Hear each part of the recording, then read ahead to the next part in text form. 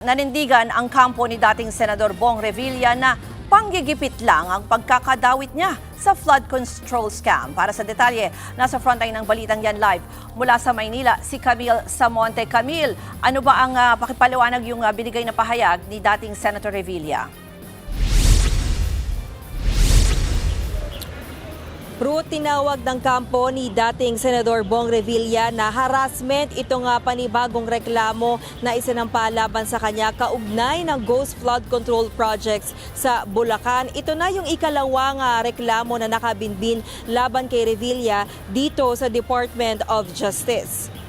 Personal na nagtungo sa DOJ si Revilla kaninang umaga para manumpa at maghain ng kanyang counter affidavit. Ayon sa abogado ni Revilla, walang batayan ng reklamong isinampa laban sa dating senador dahil hindi naman umano napatunayan na sangkot siya sa mga anomalya. Tanging pinagbasehan lang daw ang listahan ng mga proyekto mula sa DPWH at mga pahayag ni na dating DPWH Undersecretary Roberto Bernardo at dating Engineer Henry Alcantara. Matatandaan na isiniwalat ni Bernardo sa Senado na nag-deliver umano siya ng 125 million pesos at 250 million pesos na dinala ng kanyang aide sa bahay ni Revilla. Itong pera raw yung kickback umano mula sa mga Ghost Flood Control Projects sa Bulacan. Pero giit ni Attorney Ramon Esguera, hindi maituturing na reliable witness ang mga dating opisyal ng DPWH. Pakinggan natin ang pahayag ng abogado ng dating senador.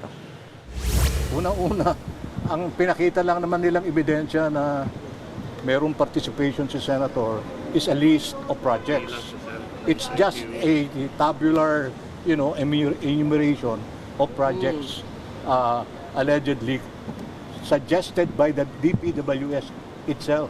Hindi naman galing kay Senator. Sa amin, ang tingin namin, he was trying to really enter the witness protection program.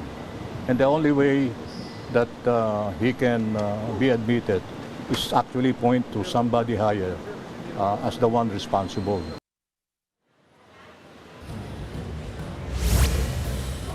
Ruth, hindi na nagbigay ng pahayag sa media si Revilla pero umaasa yung kanyang kampo na maibabasura itong reklamo dahil nga sa kakulangan ng ebidensya. Ruth, maidagdag ko na rin, ilang minuto bago tayo umere, dumating din dito sa Department of Justice si Senator Joel Villanueva para nga maghain ng kanyang counter affidavit para naman yan sa hiwalay pa na reklamo kaugnay rin ng Ghost Flood Control Project sa Bulacan. Sa maikling panayam sa media, iginiit ni Villanueva na makikipag-cooperate nga siya sa legal na proseso, ngunit itinanggi niya yung mga paratang sa kanya. Ruth?